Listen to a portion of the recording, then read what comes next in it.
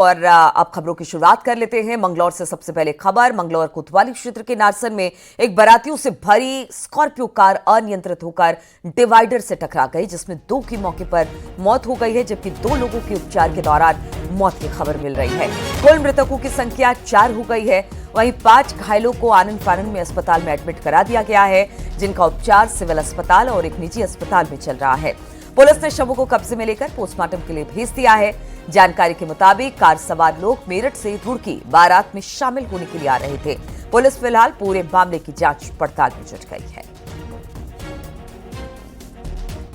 जिसको police team के द्वारा अपने सरकारी थाना मोबाइल पीसी और 108 की सहायता से तत्काल घायलों को अस्पताल पहुंचवाया गया, जहां दौरान उपचार एक अन्य घायल की भी मृत्यु होने की खबर आई है।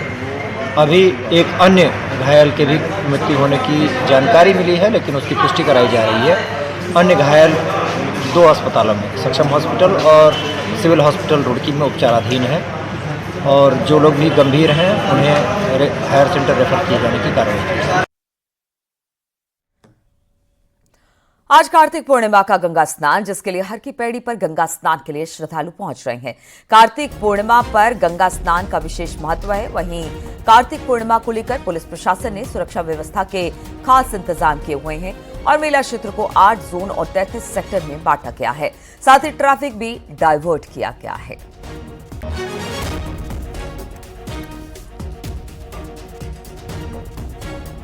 बातचीत करने के लिए पुलकित इस वक्त हमारे साथ जुड़ रहे हैं, उनसे बातचीत हम करेंगे।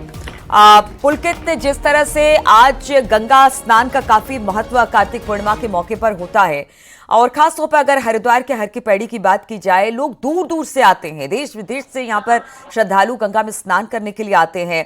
किस तरह से स्नान कार्यक्रम यहाँ पर चलाया जा रहा है, और प्रशासन की तरफ से, क्योंकि इतनी बड़ी तादाद में श्रद्धालु पहुंच रहे हैं, इसके लिए किस तरह की व्यवस्था की गई है? जी, कार्तिक पूर्णिमा के स्नान को लेकर भक्तों में काफी जो है उत्साह देखा जा रहा है। सुबह 4 बजे से यहाँ पर जो है श्रद्धालु का तांता लगा हुआ है, और बड़ी अच्छी खासी भीड़ हर की पैड़ी पर नजर आ रही है। यहाँ पर आम दिनों में अमूमन अच्छी खासी भीड़ श्रद्धालुओं की रहती है, रोजाना यहाँ पर स्नान जैसा माहौल रहता है, लेकिन क्योंकि आज कार्तिक पूर्णिमा का विशेष गंगा स्नान है, कार्तिक पूर्णिमा पर स्नान के लिए बड़ा महत्व जो है बताया गया है, तो इसके लिए जो है दूर से यहाँ पर श्रद्धालु पहुंच रहे हैं। तस्वीरों के जरिए दिखाना चाहूंगा, हर की पैड़ी पर मैं मौजूद इस वक्त, और हर की पैड़ी के ब्रह्मकुंड घाट पर, जो सबसे मुख्य घाट है यहाँ का, उस पर देखा जा सकता है कि कितनी हजारों की तादाद में जो श्रद्धालुओं का हुजूम उमड़ा हुआ है। दूर दूर से, दूसरे राज्यों से श्रद्धालु यहाँ पर लगातार पहुंचने का श्रद्धालुओं का सिलसिला जारी है। दिल्ली, हरियाणा, पंजाब, राजस्थान, उत्तर प्रदेश और अन्य राज्यों से जो है लगातार यहाँ पर श्रद्धालु पहुंच रहे हैं। सुबह 4 बजे से लगातार श्रद्धालु यहाँ पर पहुंच रहे हैं। कार्तिक पूर्णिमा का स्नान साल का एक बड़ा गंगा स्नान होता है, काफी बड़ी संख्या में श्रद्धालु इसमें पहुंचते हैं, इसलिए इसके लिए पुलिस और प्रशासन की ओर से सुरक्षा की व्यवस्था के पर्याप्त इंतजाम किए गए हैं। पहले से ही जो है प्रशासन की ओर से तैयारी की गई है। कल पुलिस फोर्स की ब्रीफिंग जो है पुलिस अधिकारी और प्रशासन के अधिकारियों की ओर से की गई थी। बड़ी संख्या में यहाँ पर पुलिस की और पीएससी के जवानों की तैनाती की गई है। ट्रैफिक व्यवस्था पूरी तरह से सुचारू रहे, किसी तरह से कोई जाम की यहाँ पर जो है स्थिति ना बने, किसी तरह का कोई व्यवधान ना पड़े, उसके लिए भी ट्रैफिक को रूट भी जो है प्लान यहाँ पर लगाया गया है, रूट को डाइवर्ट यहाँ पर किया गया है। भारी वाहनों को प्रतिबंधित किया गया है, और पार्किंग जिस भी क्षेत्र से आने वाली, जिस भी दिशा से आने वाले जो वाहन है, दूसरे शहरों से आने वाली जो गाड़ी है, उनके लिए निर्धारित पार्किंग की गई है, ताकि कोई भी अव्यवस्था यहाँ पर न फैले। सुबह 4 बजे से श्रद्धालु लगातार यहाँ पर पहुँच रहे हैं। बड़ी भीड़ इस वक्त यहाँ पर देखी जा रही है। कार्तिक पूर्णिमा पर स्नान और स्नान के बाद यहाँ पर दान पुण्य करने का बड़ा महत्व यहाँ पर बताया गया है, इसीलिए जो श्रद्धालु है वो सबसे पहले पहुंचकर गंगा में आस्था की डुबकी लगा रहे हैं, और उसके बाद में यहाँ पर जो है दान पुण्य कर रहे हैं, माँ गंगा की पूजा आराधना कर रहे हैं। तो बहुत ही सुचारू ढंग से गंगा स्नान बिल्कुल पुलकित, आज चूंकि दान पुण्य का बहुत महत्व है, गंगा स्नान का बहुत महत्वपूर्ण आज का गंगा स्नान माना जाता है। कार्तिक पूर्णिमा पर कहते हैं कि देव दीपावली भी मनाई जाती है, तो कुछ खास तरह का आयोजन आज इस मौके पर, कार्तिक पूर्णिमा का तो स्नान हो ही रहा है, इसके अलावा मंदिर, मठ, इन सबों में किसी तरह का कोई खास आयोजन भी किया गया है? देव दीपावली भी है चूंकि आज। जी, कार्तिक पूर्णिमा पर देव दीपावली मनाई जाती है और यहाँ पर पिछले कुछ सालों से ये परंपरा भी शुरू हुई है। यहाँ पर हर की पैड़ी पर जो ब्रह्मकुंड गंगा सभा जो उसका संचालन करती है, कल रात के वक्त यहाँ पर जो है देव दीपावली का आयोजन हुआ था। पूर्व संध्या पर यहाँ पर ये आयोजन किया जाता है और हर की पैड़ी को हजारों दियों से यहाँ पर जो है जगमग किया गया था। कल गंगा सभा से जुड़े हुए जो जितने भी तीर्थ पुरोहित थे वो लोग शामिल रहे और उसके अलावा जो सैकड़ों की संख्या में श्रद्धालु यहाँ पर मौजूद रहते हैं, उनकी ओर से कल शाम की गंगा आरती के बाद में यहाँ पर देव दीपावली का आयोजन किया गया है और बहुत ही सुंदर, बहुत ही आकर्षक नजारा शाम के वक्त का हर की पैड़ी का यहाँ पर नजर आया। कल जिस तरह से हमने न्यूज 18 पर खबर भी दिखाई थी, बहुत ही सुंदर बेहंगम नजारा यहाँ पर देखने को मिला। तो जो देव दीपावली से जुड़ी जो भी परंपरा है उसको यहाँ पर लगातार हर साल निभाया जाता है और कल शाम के वक्त यहाँ पर कार्तिक पूर्णिमा की पूर्व संध्या पर यहाँ पर बहुत ही सुंदर ढंग से बिल्कुल, तो कार्तिक पूर्णिमा की पूर्व संध्या पर देव दीपावली मनाई गई और आज भी इसी तरह से घाट सजे रहेंगे, धजे रहेंगे। कार्तिक पूर्णिमा का जो स्नान है करने लोग आज दिन भर गंगा के घाटों पर पहुंचेंगे और स्नान का लाभ उठाएंगे। साथ ही साथ दान का भी आज विशेष महत्व है, वो भी करते यहां पर नजर आएंगे। बहुत बहुत शुक्रिया आपका पुलकित हमारे साथ जुड़ने के लिए। बढ़ते अगली खबर की ओर। प्रधानमंत्री नरेंद्र मोदी आज जनजातीय गौरव दिवस के मौके पर कोटद्वार के बोक्सा जनजाति के लोगों से वर्चुअली बातचीत करेंगे। जनजातीय गौरव दिवस कार्यक्रम कोटद्वार में हल्दूखाता इलाके के एक स्कूल में किया जाएगा। आपको बता दें, कोटद्वार के हल्दूखाता इलाके में बड़ी तादाद में बोक्सा जनजातीय समुदाय के लोग रहते हैं और आज प्रधानमंत्री उनसे वर्चुअली संवाद करने वाले हैं।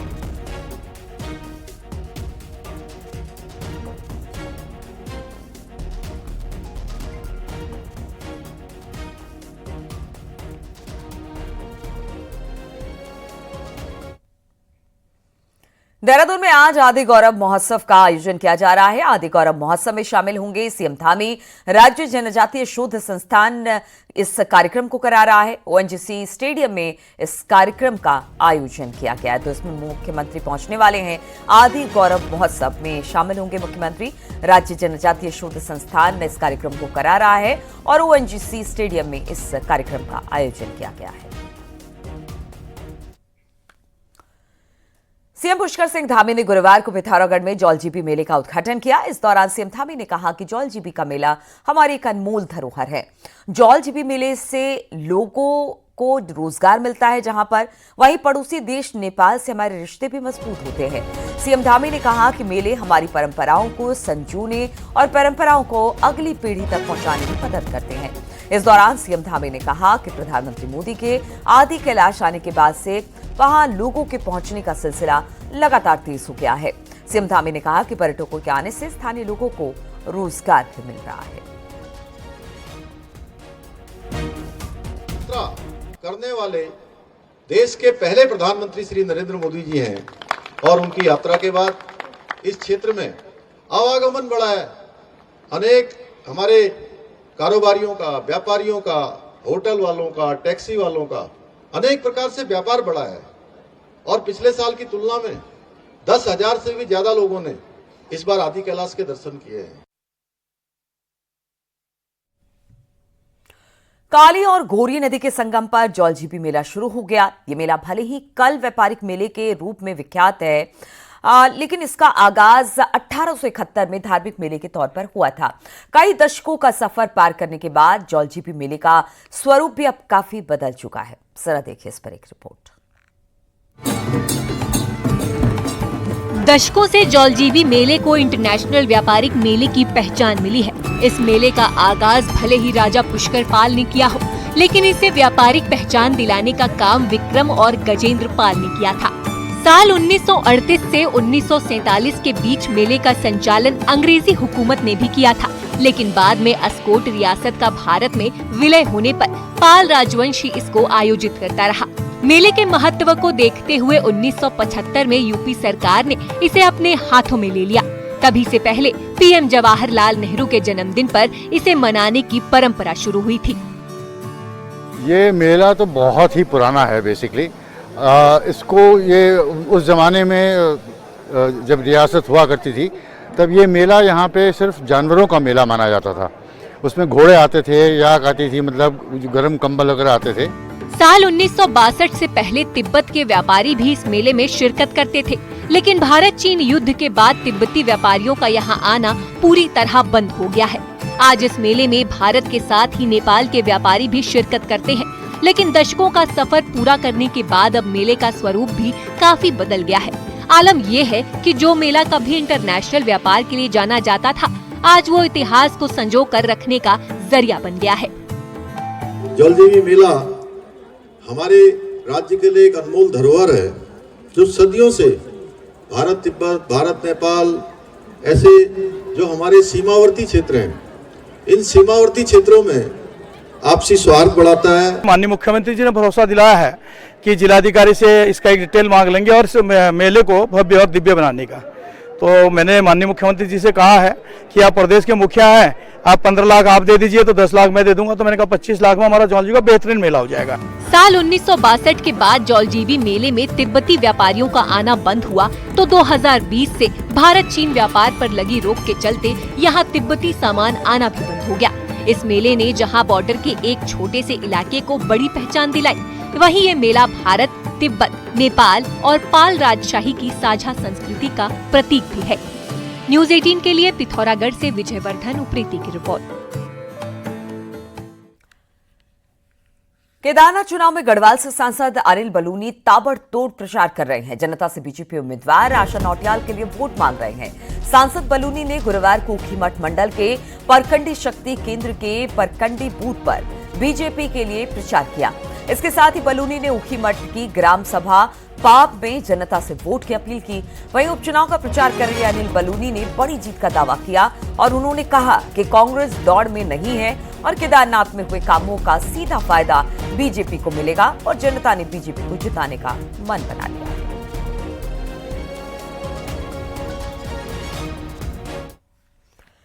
केदारनाथ उपचुनाव में बीजेपी प्रदेश अध्यक्ष महेंद्र भट्ट ने गुरुवार को अलग अलग प्रचार किया। महेंद्र भट्ट ने सतेराखाल, दुर्गाधार, चोपता में लोगों से बीजेपी के पक्ष में वोट देने की अपील की। महेंद्र भट्ट ने कहा कि बीजेपी इस चुनाव में बड़े अंतर से जीत दर्ज करेगी। केदारनाथ उपचुनाव के लिए अब सिर्फ 4 दिन का प्रचार बाकी रह गया है।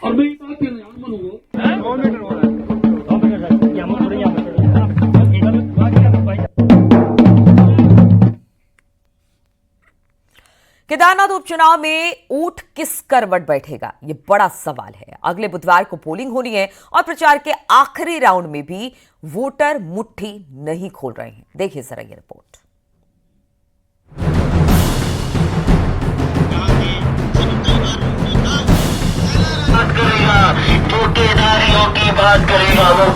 केदारनाथ धाम हिंदू आस्था का प्रतीक है।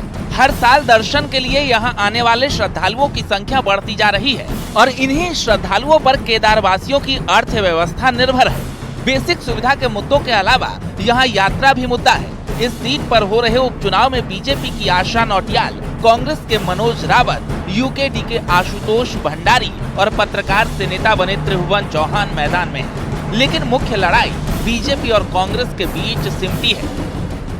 केदारनाथ उपचुनाव में सीधी लड़ाई बीजेपी और कांग्रेस के बीच पे है। यहाँ पर वोटर खुल के कुछ नहीं बोल रहे हैं। बीजेपी को भरोसा है कि प्रधानमंत्री नरेंद्र मोदी की ब्रांड इमेज और जो बीजेपी ने, सरकार ने, राज्य सरकार ने, केंद्र सरकार ने खासकर केदारनाथ वैली में जो रिकंस्ट्रक्शन के काम किए हैं उसको फायदा मिलेगा। बद्रीनाथ चुनाव हारने के बाद यहाँ पर बीजेपी बहुत फूक फूक कर कदम रख रही है। वहीं कांग्रेस के पास खोने के लिए कुछ नहीं है और पाने के लिए बहुत कुछ है। यहाँ पर दोनों ही पार्टियों के बड़े नेता फिलहाल आमने सामने हैं और लगातार प्रचार कर रहे हैं। 2013 में आई हिमालयन सुनामी के बाद प्रधानमंत्री नरेंद्र मोदी ने केदारनाथ घाटी में पुनर्निर्माण के कामों को आगे बढ़ाया।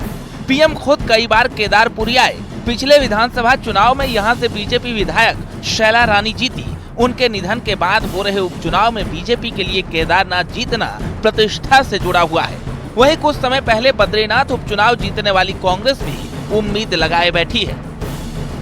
पार्टी यहाँ संगठित है, सब कार्यकर्ता हमारे बैठे हुए हैं और निश्चित रूप में लोग सब जानते हैं, क्योंकि जो विरोधी थे वो तो कहते रहे भाई मेरी सरकार नहीं, मैं कुछ नहीं कर सकता हूं। तो सरकार उनकी अब भी नहीं है, कुछ वो अब कर नहीं पाएंगे। तो लोगों की समझ में आ गया है कि इस समय मोदी जी के हाथों को मजबूत करना है। मोदी जी की साधना का स्थल है, इसको यहाँ से भाजपा को विजय बना के भेजना है और यहाँ कमल खिलाना है। कांग्रेस मजबूत स्थिति में है ही, इसलिए कह रहे हैं कि मजबूत है। इसलिए मजबूत है कि केदारनाथ विधानसभा के साथ जिस प्रकार से सरकार ने भेद किया, यात्रा का मामला हो, केदारनाथ मंदिर में चढ़ाया गया सोना जिस प्रकार से पीतल हुआ हो, या केदारनाथ धाम को दिल्ली में बनाने की बात रही हो, हर मोर्चे पर ये सरकार फेल रही है। दोनों पार्टियां वोटर्स के आगे पीछे घूम रही हैं, लेकिन वोटर हैं कि उपचुनाव को लेकर एक्साइटमेंट नहीं दिखा रहे हैं। कांग्रेस के मनोज रावत जहां एक बार के विधायक रहे हैं, वहीं बीजेपी की आशा नौटियाल 2 बार की विधायक रही। पीछा क्या है, बेरोजगारी बच्चा है, उसको रोजगार मिलेगा तो हमको सुविधा मिलेगा। माँ बाप को वही करना चाहिए। लिखियो पढ़ा लड़का बच्चा है, वो बेरोजगारी है। यहाँ तो केदारनाथ जी भी हैं, साल भर यात्रा चलती है। यात्रा चल सबको नहीं है, यहाँ यात्रा तो चलती पर सबको नहीं है। कहीं बाहर का लोग का ये आती कहती जाते, वहाँ के लोग को पूछ कौन करते? घर वाले लोगों को कोई पूछ नहीं करते। वास्तव में ये तो मोदी के नाम पर जो वोट बीजेपी को पड़ी, वो मोदी के नाम पर पड़ी है। अब देखो आशा नौटियाल जी 2 बार विधायक रही, यहाँ से रह चुकी हैं। मनोज रावत जी विधायक रह चुके हैं और अभी भी बोले हमें एक मौका दे, या तो हमें ये बेवकूफ बना रहे हैं। और अब मोदी के नाम पर जो वोट पड़ी हकीकत, तो ये पुराने उन्हीं के नाम पे पड़ी है। हकीकत बोले हम जी, इस समय तो जनता, अब इस समय तो कांटे की टक्कर होने वाली, निर्दलीय भी कम नहीं है इनमें। केदारनाथ उपचुनाव के लिए प्रचार सोमवार को खत्म हो जाएगा। बुधवार को वोटिंग के बाद अगले शनिवार रिजल्ट आएगा। अगले करीब 120 घंटों में तय हो जाएगा बाजी किसके हाथ लगेगी। वीडियो जर्नलिस्ट संदीप के साथ ऊखीमठ से अनुपम त्रिवेदी की रिपोर्ट। ऋषिकेश से खबर है, जहां पर पुलिस ने नाबालिग लड़की से छेड़छाड़ करने के आरोपी को गिरफ्तार कर लिया। नाबालिग लड़की ने IDPL इलाके में मेले के दौरान छेड़छाड़ का आरोप दूसरे मुस्लिम शख्स पर लगाया, जिसके बाद पुलिस ने मेरठ के रहने वाले शादाब को गिरफ्तार कर जेल भेज दिया है।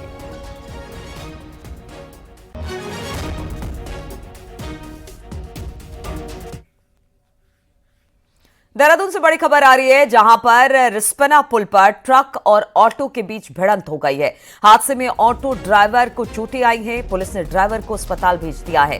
थाना नेहरू कॉलोनी क्षेत्र का यह मामला है, जहां पर रिस्पना पुल पर ट्रक और ऑटो के बीच भिड़ंत हुई। बताया जा रहा है कि हादसे में ऑटो ड्राइवर को चोटें आई हैं। फिलहाल पुलिस ने ड्राइवर को अस्पताल भेज दिया है। थाना नेहरू कॉलोनी क्षेत्र का यह मामला बताया जा रहा है।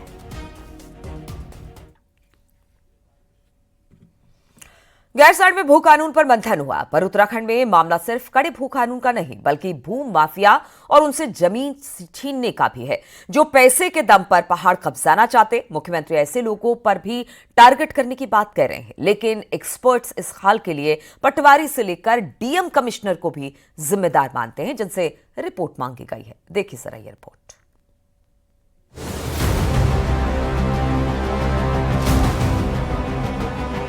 राज्य के अंदर जो ज़मीनों का दुरुपयोग हुआ है, ज़मीनें खरीदकर लोगों ने उसके प्रयोजन का ठीक प्रकार से उपयोग नहीं किया है और अनेक जगह पर जो शिकायतें आई हैं उस पर अभी कार्रवाई भी हो रही है। पूरे राज्य के अंदर हर जिले से उसकी पूरे प्रारूप मंगा लिए गए हैं, पूरे दस्तावेज आ रहे हैं और उन पर कार्रवाई स्वतः ही हो रही है।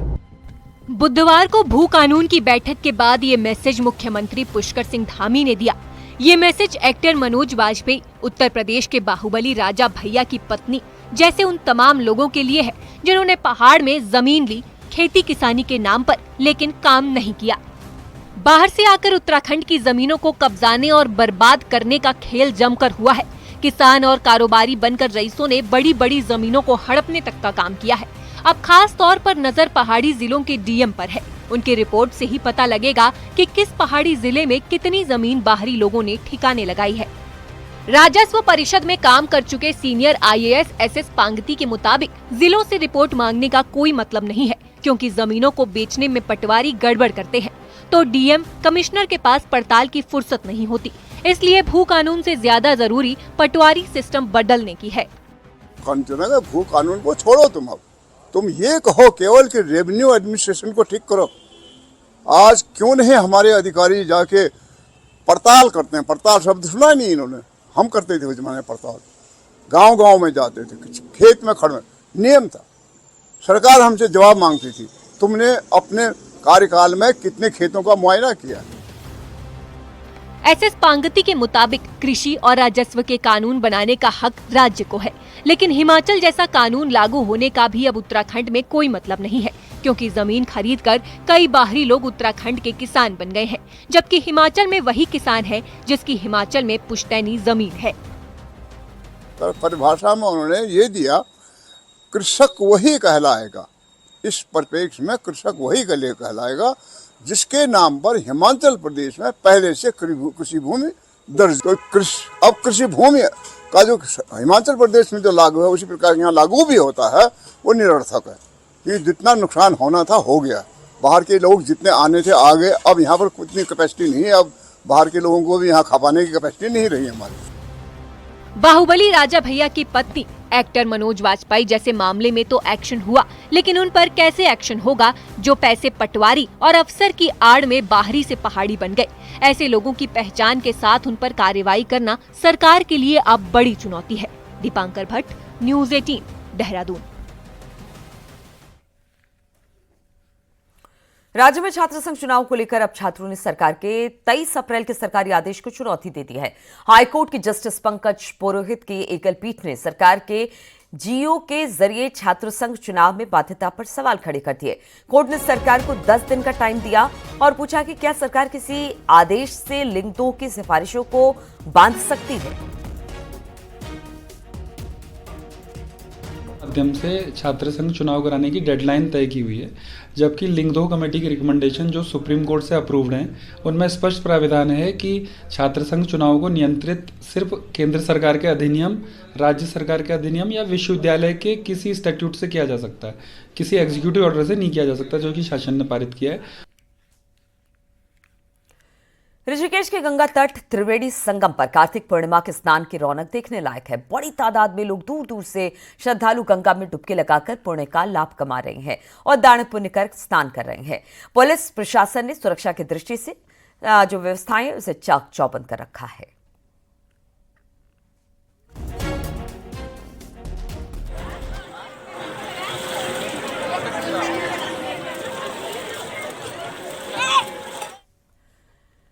बागेश्वर से बड़ी खबर है, जहां पर नदी में झील बन गई है जिसमें चमोली तक के लिए खतरा पैदा हो गया है। यहां पर कपकोट के दुर्गम क्षेत्र कुवारी गांव के पास शंभू नदी ने एक बार फिर झील का बन जाना चिंता का विषय है। कुवारी गांवों की पहाड़ी से हो रहे भूस्खलन के कारण नदी का पानी रुकने से ये झील बन गई है, जिससे अस्पताल के गांव समेत चमोली के गांव को पहले से ज्यादा खतरा पैदा हो गया है। वहीं जिला प्रशासन ने शंभू नदी पर बनी झील को खोलने के लिए एक टीम तैयार की है। इससे पहले भी इस नदी पर झील बन गई थी और इससे आसपास के क्षेत्रों में खतरा पैदा हो गया था। स्थानीय ग्रामीणों ने बताया कि इस बार इस झील का आकार और गहराई पहले से ज्यादा है। स्थानीय निवासियों की सुरक्षा को ध्यान में रखते हुए जिला प्रशासन विशेषज्ञों की टीम को मौके पर भेज रही है ताकि झील का पानी सुरक्षित तरीके से निकाला जा सके और जोखिम को कम किया जा सके। जिलाधिकारी एवं सिंचाई विभाग के शासी अभियंता तथा भूवैज्ञानिक और जिला आपदा प्रबंधन अधिकारी को निर्देशित कर दिया गया है कि जब मौके पर जाके इसका निरीक्षण करते हुए ड्रोन सर्वे और भूवैज्ञानिक की दृष्टि से भी किस वजह से ये हो रहा है इस पर कार्रवाई करने के लिए निर्देश जारी कर दिए गए हैं।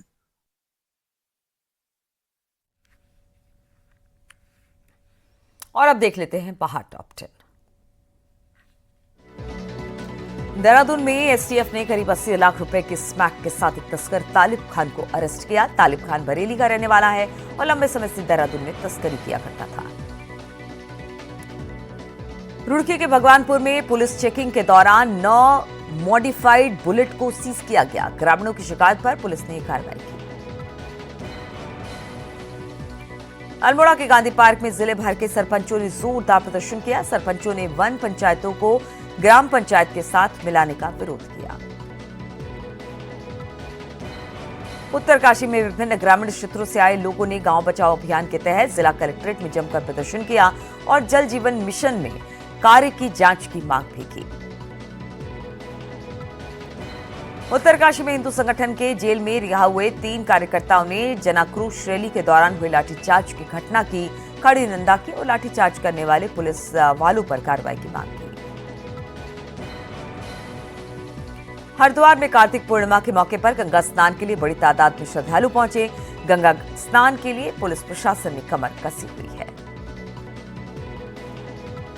अल्मोड़ा में डीएम ने जल निगम, जल संस्थान और सिंचाई विभाग के अधिकारियों की बैठक ली। बैठक में जिले में जल जीवन मिशन के कार्यों में लगातार मिल रही शिकायतों पर अधिकारियों को जमकर फटकार लगाई गई।